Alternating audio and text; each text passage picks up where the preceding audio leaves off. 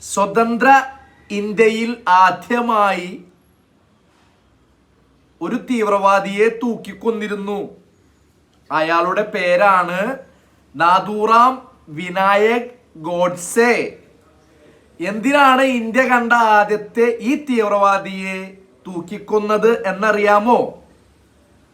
ഇന്ത്യയുടെ രാഷ്ട്രപിതാവ് മഹാത്മാഗാന്ധിജിയെ വെടിവെച്ച് കൊന്നതിനാണ് നാഥൂറാം വിനായക് ഗോഡ്സെ എന്ന ഈ തീവ്രവാദിയെ തൂക്കിക്കൊന്നത്. ഇന്ന് നമ്മുടെ നാട്ടിൽ ഈ ഗോഡ്സെയെ അനുകൂലിച്ച് നടക്കുന്നവർ അവർ സ്വയം രാജ്യസ്നേഹികളാണെന്നും ഗോഡ്സെയെ എതിർക്കുന്നവരെ തീവ്രവാദികളെന്നും പറഞ്ഞു നടക്കുന്ന ചിലരുണ്ട്.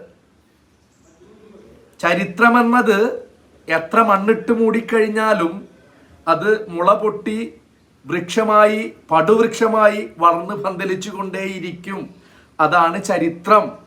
അപ്പൊ നമുക്ക് ഇനി അടുത്ത പേജ് മറിക്കാം. അടുത്തത് ഏതാണ്? നമ്മളുടെ രാജ്യം മലിനീസപ്പെട്ടുകൊണ്ടിരിക്കുകയാണോ?